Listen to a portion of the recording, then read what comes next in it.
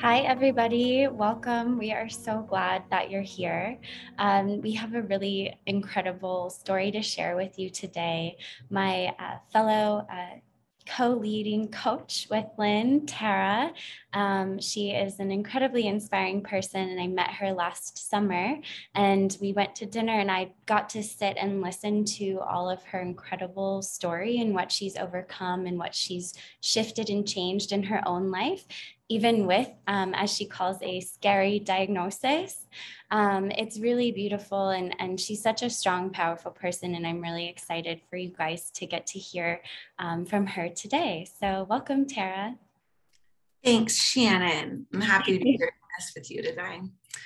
So the real name of this talk is the summary of the talk, which is, yes, you can heal chronic pain even with a scary diagnosis. I like to start with the finish rather. And this is what I hope that you walk away knowing today and having a little bit of hope around. So this is a 21-year-old named Tara Duraco, who was a senior at UC Berkeley and had just finished studying abroad in the Brazilian Amazon. And she felt on top of the world. She loved tropical forest science. She learned samba dancing, and she returned home to Connecticut. She proceeded to get night sweats, to have really weird neck pain, headaches, and she decided, gosh, culture shock is so weird. I should just fly back to California for my senior year early. Aww. So she went, she is me, and just thought that neck pain and headaches that she was having was from the airplane. So she went to the chiropractor. She got her neck cracked around a little bit. Headaches were still there. In true Berkeley fashion, one of her friends cooked her kale and quinoa, thinking that that would really totally heal what was going on. She was very disappointed when it didn't. We can all relate to that, I think. Yes. Yeah. And then the pain just became a lot. So she went to the hospital. She called up a friend and got dropped off in the emergency room alone. Alta Bates Medical Center, Oakland. I, as Tara, spent 6 hours in the ER, got a spinal tap, spent 6 more hours. And then a nurse came in and told me, okay, we're going upstairs. And I said, I'm really hungry, first of all. And second of all, why? She said, oh, no one told you? You have meningitis. And just wheeled me upstairs in the hospital bed. They tested me for like every disease in the books. I'd been in the rainforest. So like Ebola, malaria, AIDS, all of these kind of Japanese encephalitis, other things that they were like, what could be in a rainforest causing meningitis? And then they eventually said, okay, we figured it out. You have a herpes virus that lives at the base of your spinal cord, and we've never really heard of it before. So we're going to bring in our infectious disease specialist. So I'm there alone at a hospital in Oakland, talking to the infectious disease specialist, and he gives me a WebMD printout and says, I've also never heard of this. It seems like it's incurable. It's called Mollere's meningitis. Best of luck. End scene. Wow. That's so intense. And to be there alone, like, and all of the things that you were being told by these experts, and that you weren't given any hope. I mean, from our perspective now as coaches and the work that we do with chronic pain, like, you can see the ingredients there for primary pain to continue or to become a problem. Totally. Yeah. And then when I did leave the hospital, I got post-lumbar puncture headaches and nausea. So I threw up all over my friend's car on a bridge. So we couldn't even get out of the car. And then I had to go back to the hospital twice. I got like a blood patch put in. They didn't believe me when I was in the hospital. When I was like, no, I really think something's wrong. Like, I get that this is incurable and there's nothing you can do, but I'm throwing up every time I sit up.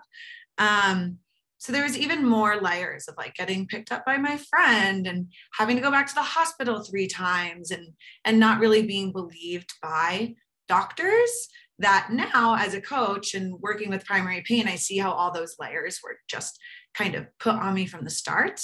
But at the time, I didn't know that. What I did know or believed was that I have a deadly virus that lives at the base of my spinal cord that can harm people. I didn't know if I could give it to other people, and that makes me unlovable. And that everyone on the internet with this was worse off than me. So it's just a matter of time until I'm doomed. Right, because Dr. Google really is so helpful. Well, and Dr. Facebook support group. Don't gosh. forget, even better. Yes, I know. And, you know, I have so much compassion for everyone because you and I have both been there, like looking for answers on the internet and WebMD and Google and looking for support groups and what's going to happen. And like, it's so difficult because you just want help and you just want answers, but the places that you're going for them are exacerbating the issues and making things more scary, more difficult, more heartbreaking, really, because you just got this scary diagnosis. And then it's like, okay, right now it doesn't seem so bad, but in 5 years or 10 years, it could be awful. And I remember when I got diagnosed like with fibromyalgia, it was so nice to finally have a name to it. But when I went looking, there was like 12 to 18 other diseases that often go along with it. And I already had like 6 of them. And so it just made it even more scary. Totally. And like the people in the support group that I was reading about, like ended up with having really big fear around their babies being born blind, because apparently that could happen with this disease. And a lot of them had fibromyalgia, and a lot of them had other connective tissue disorders, and some had undiagnosed seizure disorders. And a lot of them were in wheelchairs. So you sit there as this like little 21-year-old, like losing your research grant to go to Singapore to study awesome tropical forests, just like you want to do, right? And you're like, well, best outlook seems like I'm going to be in a wheelchair in 5 years with a baby that's blind and fibromyalgia too. So, you know, it's just, and I would look for like the one voice of hope or something in the support group. Like I'd be like, someone here has to have a different story. Like, can anyone, and I even posted one day, like, does anyone have a different story to share? And it was just kind of, it was just silent. But I think we try to be those different stories, which is why we're here. Yes. So what happened next? So some visual I really like, especially in coaching people, is, okay, you have this diagnosis, right? If you have like a structural thing in your body, a virus, a disease, like I do, but then there's all these things that get piled on it and piled on it and piled on it and piled on it. And I eventually realized, hey, maybe it's all these things piled on me that are actually making me ill and not quite the disease. So like we can just break down a few of these. I already mentioned the blind babies. Yeah, the one that I thought was so wild is that cold water is bad for you. Like something as innocuous as water, like to be afraid of that. I can't imagine how your poor nervous system. Yeah, totally. Yeah, getting told like I miss who you were by people, it's hard, and I understand that. But you know, you're just trying so hard. You're trying so hard to heal. It's really hard to hear that. Mm-hmm. And then from doctors, I think was the worst. Like, why do you keep doing this to yourself? What makes you think you're just going to be able to keep bouncing back? I got meningitis 2 more times after that. And I think another one that I just didn't go get spinal tap for, because I was like, oh, I know what this is. And I'd go back and there would just be this aspect of blame. Like, you're running yourself down so much, your energy is so depleted, without asking, you know, how I lived my life or what I was doing or how hard I was trying to heal, right? Like, oh my gosh, I eat the strictest diet in the world. And my friends know they can't buy red wine because when I'm around, because that's just not good for me, you know? Mm-hmm. So it was all those layers of just blame and lack of support and feeling like it was my fault that I think really added on to just a girl having Mulleray's meningitis, right? Yeah. Right. Yeah. Yeah. Yeah. So the result, which I know you've experienced before too, Shannon, was a chronic pain pattern. I thought it was due to my disease and to my virus, which we'll get into a bit later. But what this looked like was daily headaches and neck aches that I just couldn't really figure out why and what stimuli were causing them, right? And you can look at some of these obsessive symptom logs that I would keep. Like, okay, if I had no caffeine, okay, no headaches that time. Then another time I drank a latte and went away. Or like, oh, if I ate a breakfast cookie, it didn't come on until 10 o'clock. Oh, this one time when I talked about it, it came on. And it was just like nonsensical. Like, Yeah. Yeah. I know you've done this too. I have. And, you know, I printed out a whole sheet, like with every single day. What's the weather? What's the barometric pressure? What foods did I eat? What foods did I avoid? You know, did I move that day? You know, they're just, like you said, I couldn't find a pattern. And the brain is very good at creating patterns and finding patterns. And eventually for me, it looked at food as the trigger or the source. And like you, I had a very strict diet, but really the pain and the other symptoms didn't really get that much better at all. Or, you know, and we see it a lot with chronic pain patients, you know, I became, at least, you know, really sensitive to chemicals and weather and all these other sensitivities. And I really tried to track everything, but it didn't make sense. I was trying to make it make sense. And that's what you were doing too. Yeah. And I think that's the most frustrating part. Like, and especially when people think you're not trying, you're like, oh my goodness gracious, like I am not trying to be sick right now. I obsessively symptom log, you know, all these things. And now from where we're sitting, I think we'd say, well, those are the things that are kind of making you sick because you're looking around your life for danger every day. But how long did you do the symptom tracking? Oh, like 10 years. Wow. Yes, this is when I was 21. I'm 32. Yeah. So not 10, but like 8 years. And it'd be on and off. Like there would be times when I was kind of okay, and there'd be times when it came back. But ultimately what I believed was that a virus could replicate itself within my body, the virus that lived at the base of my spinal cord, whenever it wanted, and it could send me into headaches and neck aches. And if I wasn't careful, that could lead to meningitis. And I had to be really careful about all these things in my environment. And I didn't want to end up in a wheelchair with blind babies. So I had better do all these things. So it was kind of, I never thought that I could heal. Like I never really thought that these things would go away. It was more, how can I manage? How can I still live? So kind of my underlying assumption was all my symptoms are due to this deadly virus at the base of my spinal cord, which was what the internet and doctors told me. And I can manage my symptoms, but at the end of the day, I have a disease. So I'm doomed, pretty much. Which isn't very helpful. No, but there was no other story. There was no other story to be heard. And so this was the story that I believed, and I tried my best to make the best in that story. And I tried to heal my chronic low back pain instead.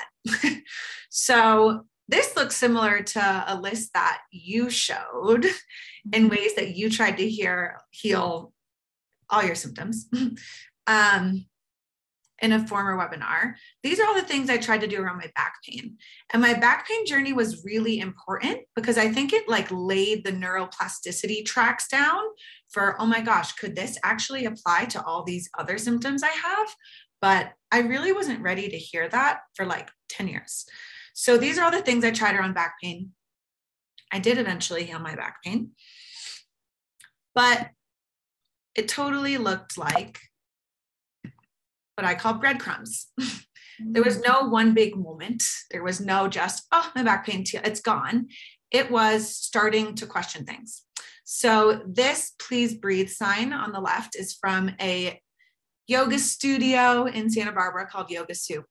And there was this amazing yoga teacher there. I found yoga in my healing journey. And his name's Eddie. And one day in class, he said, the belief that you're broken is what is broken. And I was like, Oh, what? I have goosebumps. And I went up to him after and I was like, do you think that applies to like everything? Like back pain? He was like, yeah, I do. I was like, well, all right. And in his classes, it was super exploratory movement. There was nothing you had to do. There was no strict regimen. It was kind of like lay on your yoga mat and move how you like. And there's loose general guidance. So I slowly started questioning all these layers, right? If you imagine that little layer doll around meningitis, I also had that around back pain. We also have that around relationships and everything in our life. But I started to question all these little layers, like abs are bad for me, or I can't bend backwards, it'll hurt my back.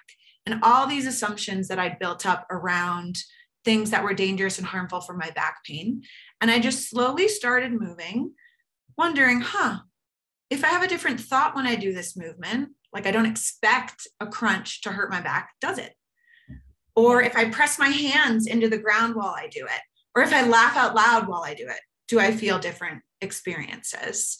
So you were able to bring safety to movement. Yeah.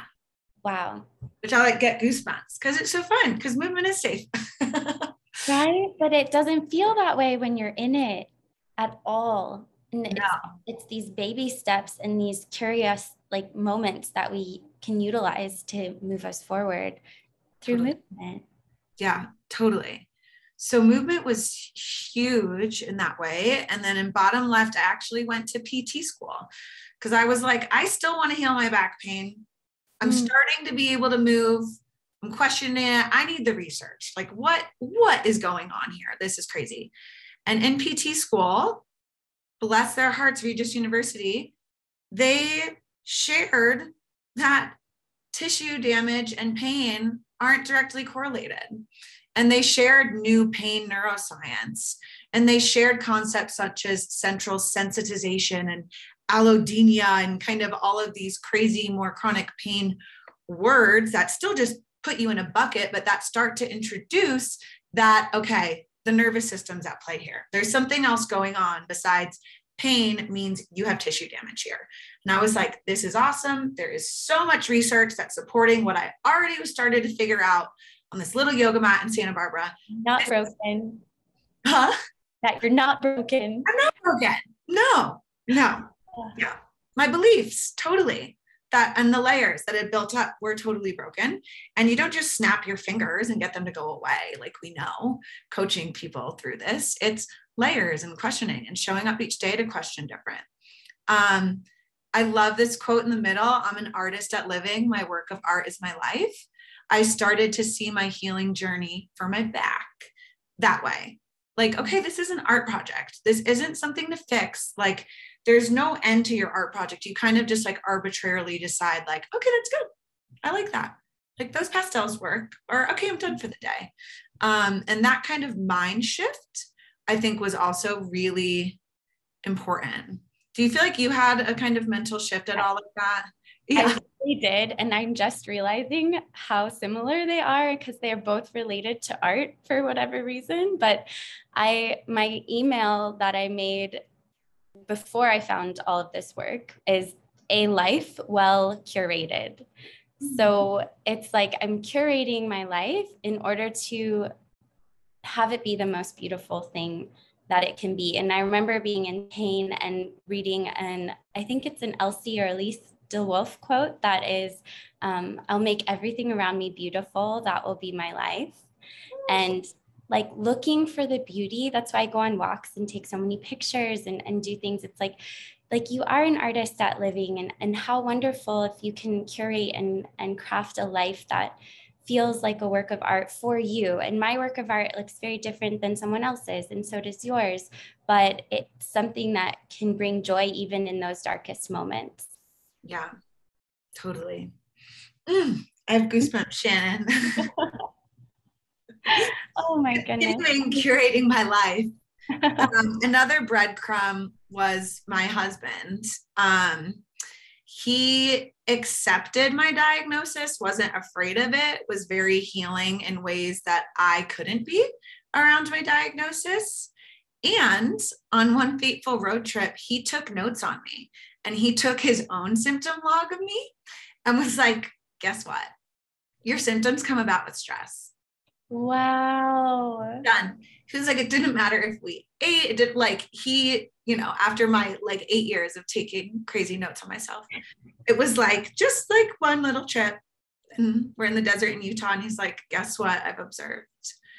Wow. Stress, which was a moment, and it's hard to hear, and you're like, no, it's not, go away. I haven't been drinking red wine, and I've had to have bad white wine for 5 years if I get a drink.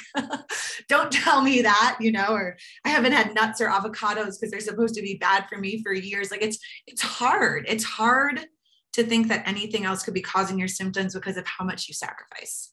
Yeah. And I really do think you almost kind of have to be at the end of the line, or a little desperate, or a little like, I'm not going to live this way anymore. I don't care what I had to go through to get here. I'm here now. And that's all that matters. So, yeah. And so this all happened like before you found primary pain. Yeah.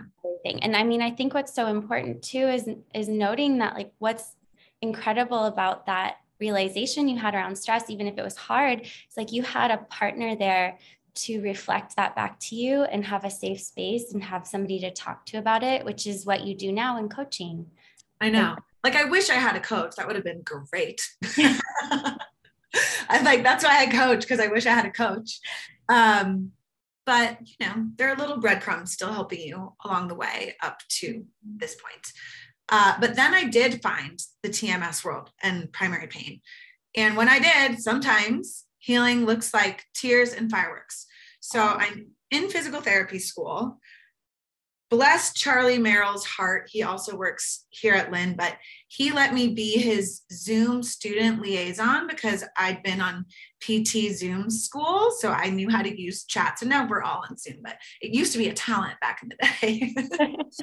2 or 3 years ago. And I took his course. And when we were kind of telling our stories, I said, yeah, I've been able to heal my own back pain. It's amazing. I totally get how stress and belief and symptoms and all these things can kind of pile onto a pain presentation. I also have these headaches and neck aches, and I kind of have one right now, but it's because of this disease, Molleri's meningitis. And sneaky Howard Schubiner, Dr. Howard Schubiner, who was also teaching the course, private messaged me on Zoom, probably one of my first private Zoom messages, and was like, I'd like to talk more. Wow. I haven't heard of Molleri's meningitis, but I have seen people with post-herpetic neuralgia and with other manifestations of herpes viruses that has actually been mind-body syndrome, which is another word, right, for primary pain or TMS or neural circuit disorder. And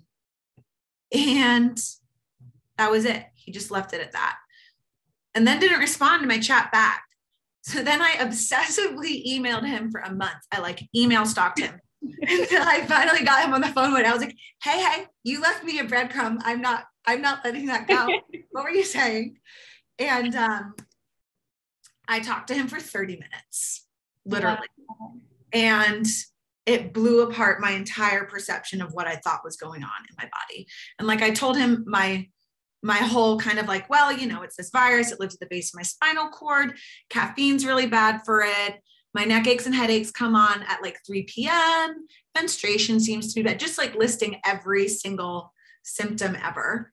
Mm-hmm. And just very frankly, he was like, virus can't replicate by 3 p.m. every day in your body enough to cause meningitis. Or like even like the inklings of meningitis. Like, no, that's not what's happening. And I was like, okay, but and I latched onto every little thing. Like, well, couldn't it be this? Couldn't it be this? Couldn't it be this?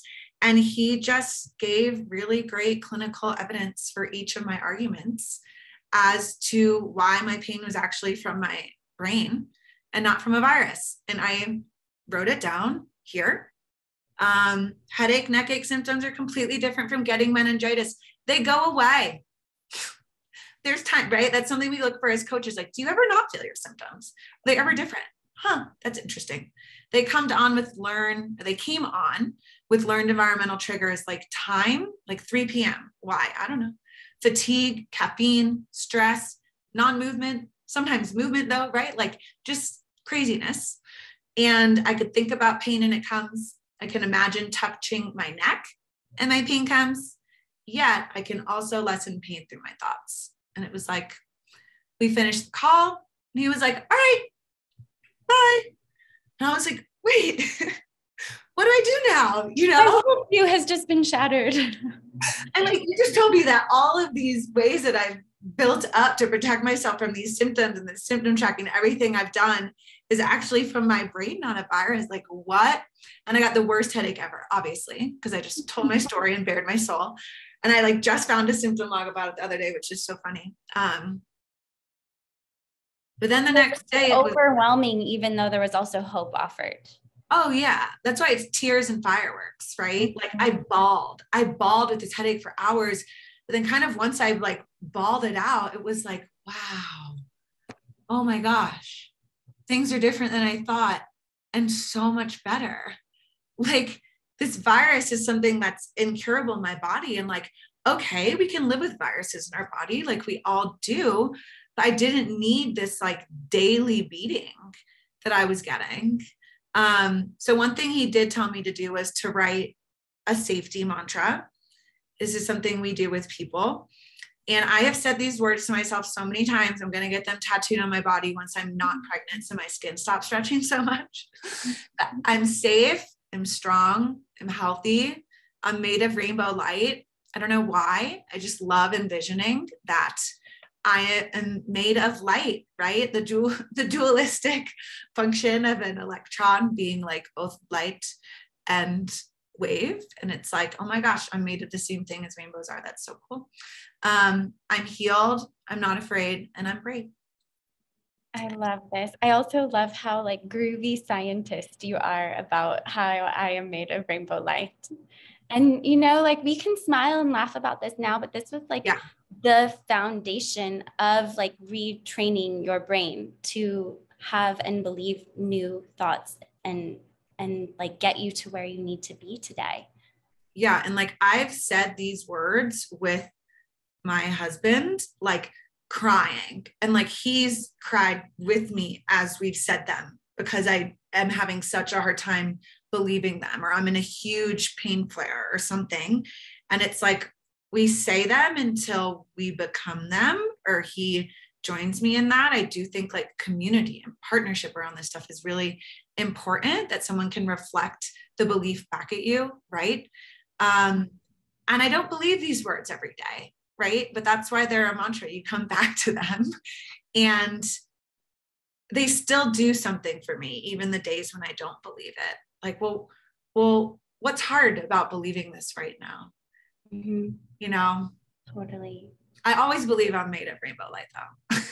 That's the one. That's scientific. That's very easy. And the really cool thing about this, if we can just go off on like a tiny tangent here, is like when you say this to yourself so many times, it becomes like an automatic thought.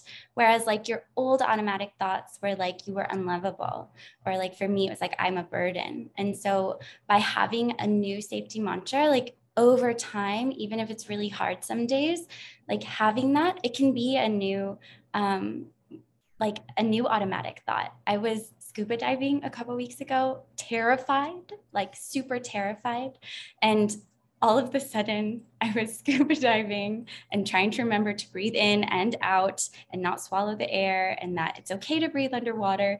And all of a sudden one of my mantras like came in my head, and I was like, whoa, that's weird.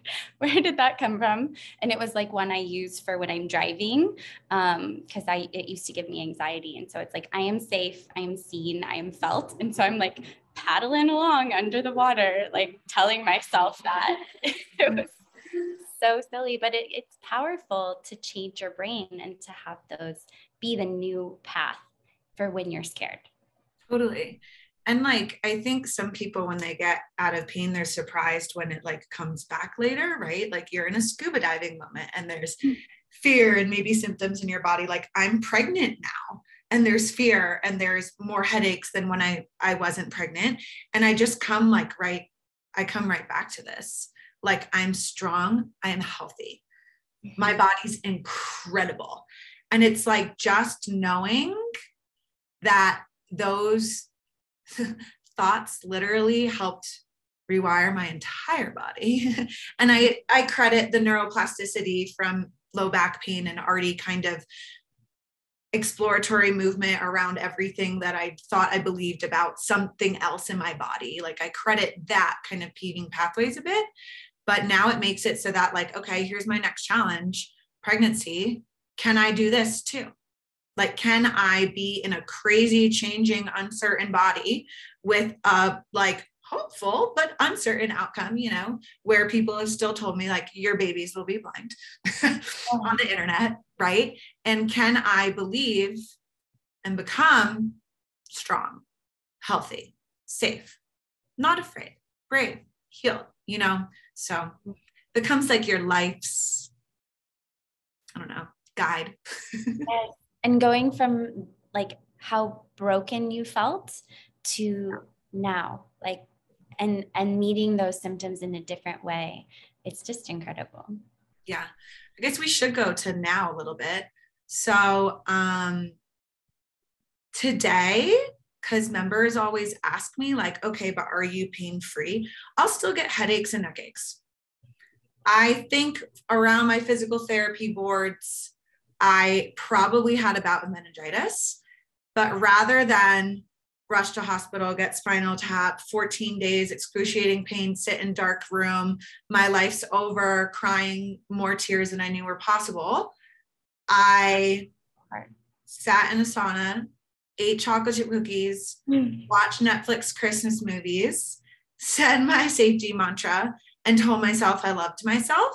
And, you know, yeah, there is a virus that lives in your body, and it might, when you're stressed or you have physical therapy board exams and study really hard and decide to go on a ski hut trip with your friends the weekend before, you might get a little depleted. And the virus, just like immune systems do, like might replicate, and it might cause meningitis, but you're not, you know, ending up in a wheelchair with all these other disorders. Yeah. And you're with not doomed. Yeah, you're not doomed. Yeah. Like you can have even a virus, you know, what I used to say, wreak havoc, but I will just say like play a little bit in your body, and your immune system's capable. You can do it. We know what to do for our immune systems. Like Howard said that in the call to me, like, you know, like sleep, eat well, try to control stress, you know, like we know basic self-care. And I kind of just go back to that and paint, like, I think that bout of meningitis, I didn't get a spinal tap, so I cannot say for sure, but all my symptoms where it's very hard to walk and I can't bend my spine at all lasted like 2 days, like a day and a half, rather than like 14. So it's like, incredible. I think we define healed in our own terms, like not being afraid, feeling a headache or a neck ache come on and not freak out and not look for, oh my gosh, what did I eat? You know, all the symptom tracking, but instead, hey, is there something that this wants me to hear? Like, oh yeah, I'm really tired and I'm actually really scared right now. Okay. And you sit with that instead of all the layers. Yes. And look at you now right here without the layers. The maternity photo shoot. So beautiful. I think what's so powerful about your story, Tara, is like it's rewriting the narrative around illness and around viruses in general. Like, you know, my stuff kind of started around when I had mono and Epstein-Barr, and it's unlikely that it reactivates, but it can. And there's been a couple of times in my life where I felt it reactivate. You know, there's certain tells that I could just feel. And so by changing the response to it and by sharing your story that like, yes, there's virus, but it doesn't have to impact your life to the great extent that it's been said, you know, and that you can get a neck ache and not immediately go to, oh my gosh, tomorrow I won't be able to walk. I'm doomed. Yeah. Mm-hmm. Tara Brach always shares this concept from Buddhism, and you've heard me say it a lot, where the world may shoot an arrow at you, but you don't have to shoot an arrow at yourself. Mm-hmm. And I see the first arrow as, yes, there's a herpes virus that lives in my body, but all the other layers, all the primary pain symptoms that got loaded on top of it, all the everything we work on at Lynn is the arrow that I was shooting at myself ultimately. And like at myself, I mean, there were others, but the story that you choose to believe and accept about your body, which you have control over ultimately, is your choice, because your body, you know, I think I even, say that on the last slide, but I do just want people to know that you're amazing.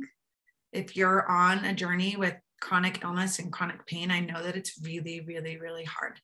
And Shannon and I can be lighthearted and joyful about it, but we were not always this way. And I assure you, it didn't look pretty. And we understand. And you're amazing that you're here and that you're keeping going, period, no matter what. I also just want to ask, because this question really helped me, if things aren't working out the way that you see them, why not try seeing them in a new way, right? What do you have to lose that you're not already on the path to losing? If you believe you're doomed, or this is incurable, or you're going to end up in a wheelchair with fibromyalgia, seizure disorder, and on disability underneath a bridge, like the internet might suggest, if that's where you're going anyways, why not try something else? So. Yeah. And to do so, I mean, like, that's why you and I do the work that we do and work for this specific company. Like, we at Lynn like really believe in the power of connection and community and the coaching and the one-on-one, and, you know, having someone there to like hold your hand and remind you like you're going to be okay, right? Like Rylan did for you, you know, and that it is going to get better. And it's really scary right now, but that there is hope. And I feel like that's something I always come back to. And you know, I guess there's a couple of questions that have come in, and one of them is meningitis a symptom of primary pain or an actual virus? And I think you've kind of spoken about that, but I'd love for you to just clarify that. Virus. Mm-hmm. But several times I thought, or I would say they're my meningitis symptoms. Like a headache and a neck ache every day, or I'm feeling meningitis-y today. The way that I started feeling symptoms in my body were very, very, very primary. The only times I can say it was meningitis is times that it was confirmed with a lumbar puncture. Mm-hmm. But I guess then, so like the symptoms around meningitis, those can be like from a virus, but those symptoms can also be downregulated, like you did that one time. Like it was 14 days in a dark room before, and now it was 2. Exactly. And not a dark room, but chocolate chip cookies, which I love. I couldn't find a good photo of a chocolate chip cookie that was free. I literally have one like right next to me right now that my mom made, and they're so good. I'm going to show you. There's the chocolate chip. Oh, I'm so jealous. I'll make them for you when I come visit. But yes, it's so cool, because that, I guess now that we're talking about cookies, like you had a really strict diet, right? Mm-hmm. And you're able to like eat so much more now. Totally. Yeah. Especially being pregnant. There are no rules anymore. Yeah. Well, and I also wondered too, there's a couple of questions that are coming up that, you know, like, what do you wish that the doctors would have known, like when you were younger? Totally. Do this. And as like a a PT and somebody who works with people and their bodies in pain now, I feel really, really, really passionate about this. But there were so many times when I went to physical therapy or acupuncture or a doctor's office, and I would just be bawling. Like, and at the end of the session, when I was supposed to feel better, or at the very start when they asked me how I'm doing, and nobody took that as the door. Like, what else is going on here? Maybe it's not SI joint dysfunction, or it's not, meningitis the way we see it, because meningitis is like cyclical. You can't have it all the time. Your body heals. Like, But I wish that healthcare practitioners had taken that opportunity to ask, hey, what else is going on here? And asked hard questions like, well, what else was going on at that time in your life when your back pain started, right? That question would have healed my back pain way earlier than trying to do everything else. It was like, oh, this crazy stuff with my family, like crazy stuff. Oh, that makes sense. Your back might have been trying to protect you. Would like, even that suggestion would have saved me 15 years of like medical bills, which we see now, like we can look back on and see, but when you're in it and a young woman or a young man, like in that pain, it just, it's like, it's invalidating sometimes when the doctors speak to you and are just like, well, we don't know, or let's do this. And to have somebody say, what if maybe, what else is going on? Yeah. And if you don't feel comfortable asking that, refer to somebody who does. Mm-hmm. Don't assume that you've given the best care and you should continue seeing this person, or you don't have a next step for them. Like, number one, Lynn's the next step, which is nice. Now they're like, is a solution around it. But a question can be a next step, or even, emotional therapy, just acknowledging that your tears are important and they might even be part of what's going on, instead of dismissing them as, oh yeah, pain can be emotional. Right? Oh my goodness. I think that's what's so cool too about like what we do here at Lynn. It's like we have the doctors that are trained in this and can give you a real diagnosis and like help you see it a little bit differently, because, you were really open to this because you'd already had the experience of what was going on with the back and getting better. And so you were open to the primary pain thing. And I think, part of me was open to it because I was like you were talking about, I was just so ready for something. But I also know like certain times in my history, especially like health-wise, I don't know if I would have been open to it if someone was like, what was going on in your life when this started, because it would have been like, well, but it's real, it's happening. So it's not emotional. And so I think sometimes that can be a hurdle. Yeah. What do you like? I know what now to reframe it, but I'd love to hear like, how do you reframe things like that for folks? Everything that goes on your body is real. Mm-hmm. So I think that, and there are very real physiological changes that can happen in response to an upregulated nervous system and to emotions. Mm-hmm. Like I said, like I had meningitis for 14 days and again, didn't get it confirmed with a puncture, but it definitely would have been at 2 days, right? Same disease process happening in my body, but very real. But the outcome was way different because of the emotions, the what I believed, the not shooting an arrow at myself, the trusting I was going to be okay, this makes complete sense that I'm sick right now. I really just ran myself into the ground. I forgive myself. It's okay. And you can have both very real physiological things going on in your body, like a disease, like I do, like a virus. And you can have stress, emotions, belief, the story you hold on to, completely amplify them and fire all these other neural circuits that create all these other crazy symptoms in your body. And it's fun to tease them out. If you can see it that way, or if Um,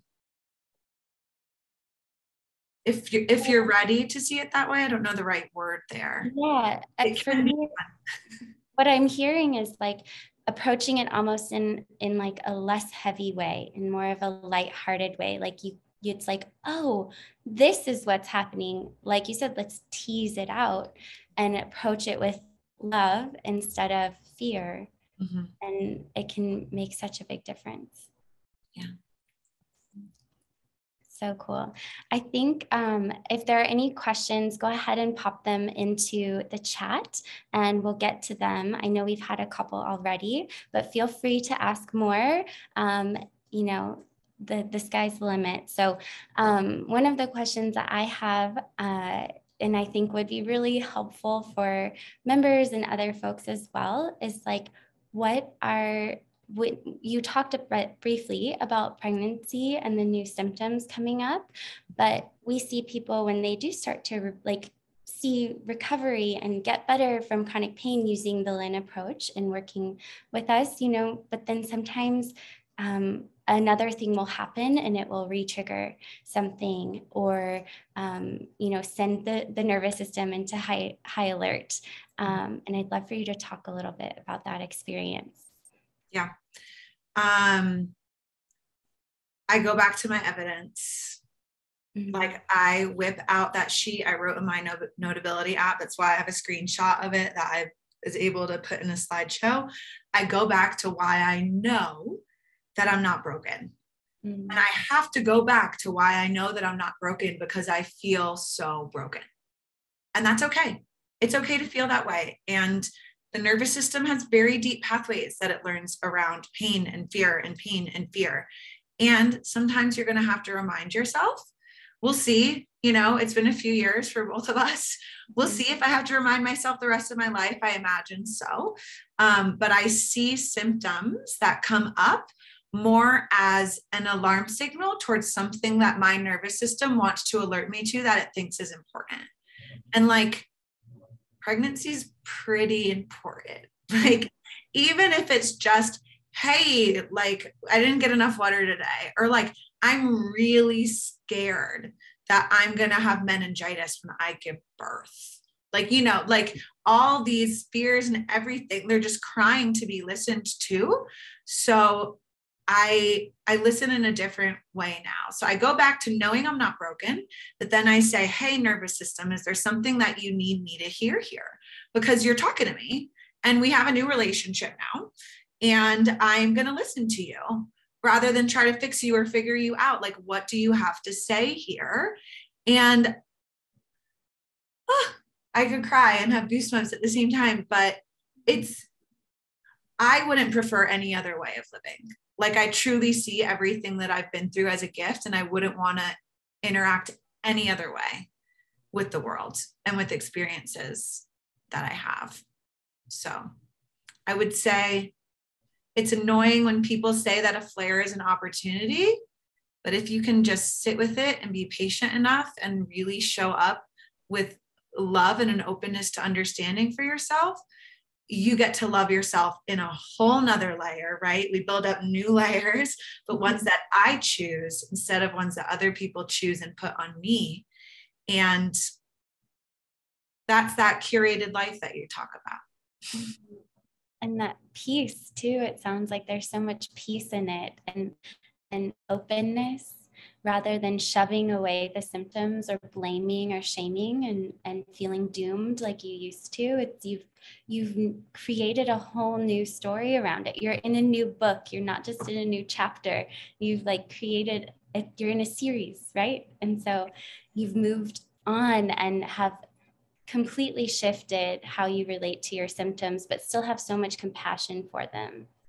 Yeah, I love your book and series analogy because I think that helps people as they get used to not feeling symptoms as strongly and then get really bummed if they come back on with death of a loved one or something really challenging or pregnancy or COVID, frankly, or war. You have so many things, right? We can't control everything around us. Yeah. But you're in a new book, right? Mm-hmm. You're in a new book in the series. You can write it differently. you have more say over how it's written. And this might be the book of grief, but you had all the books in the series before, and you can approach this one differently. Like, one of my key take homes, you're in charge of your own body and your own story. Owning your story is the most important part for me, and why I believe in sharing our stories, and why I believe in the power of stories so much is, what story are you telling yourself about this? And is it the one that you want to tell yourself? Is it true? True. Amen. Amen. The story aspect is the thing that really resonates for me too. And like that whole idea around once upon a time and just telling your story the way that it is. And then you can, it's almost like it's healing too, right? You can let go of that piece of you and honor it in that way and know that, you know, okay, a symptom may arise, but I get to choose a new path. Like I don't have to keep going in this cycle, and I can go down a new road and see where it leads to, and create that new story and that new life. We have one final question. We've got like 5 more minutes here, and it is, overall, if you could just summarize for folks, what are the key things that you used to feel better? Like just a few things. I'll say tools first. Mm-hmm. So I do think finding yoga and mindfulness and meditation was really important for me, to just take my nervous system from 1,000 to 10 and just turn down the volume a little bit. So in terms of tools, yoga, mindfulness, meditation. Tools, that safety mantra, like having something that I know my higher self believes and a part of me believes, and I try to make, or I enact more of myself to believe.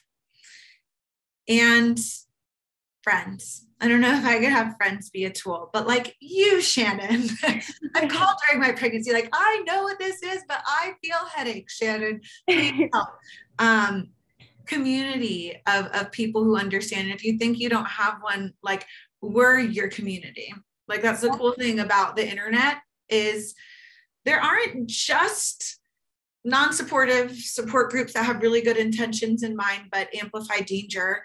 There's also ones that really support you and help see different stories. And like Lynn also just started one, plug for that, called Pain Wired, which you're all invited to after this. But community really helps. Sometimes it's hard to do it alone, and you don't have to. Yeah.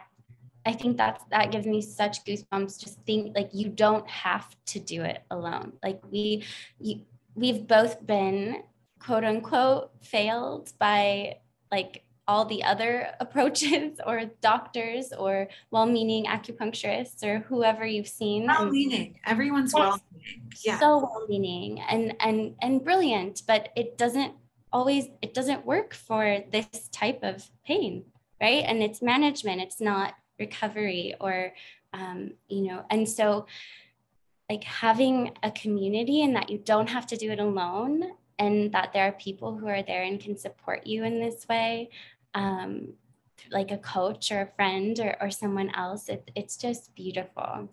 Yeah. Yeah. And ultimately, like, really keeping in mind, for me, the belief that you're broken is what is broken. And just checking in with that.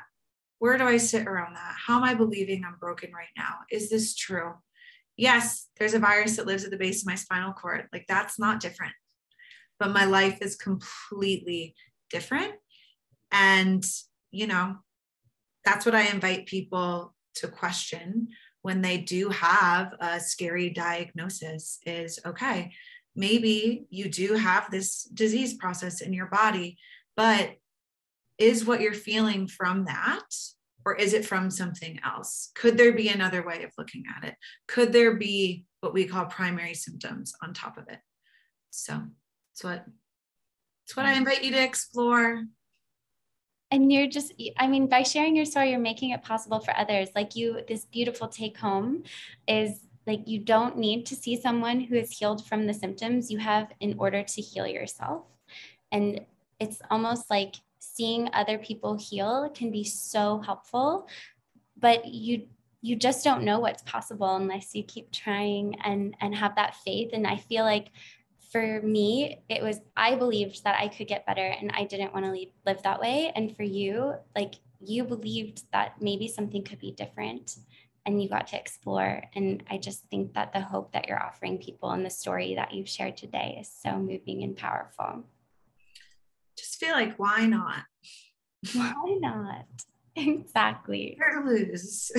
And it's that story of empowerment too. And the final take home, it's like you are in charge of your body and your own story. So Yeah. incredible. Thank you so much, Tara. This has been so wonderful. Nice for you to be in Denver. Yes, I think I will be coming out soon. So thank you again. And Hunter is going to come back on and wrap things up for everyone. Everybody, thank you so much. Really, we really encourage you, come on over to Pain Rewired. They'll send you a link and come chat with us. Like it's a free community and it's a really incredible thing. And Tara and I will both be popping in there. And so, yeah, if you have any questions, we're around.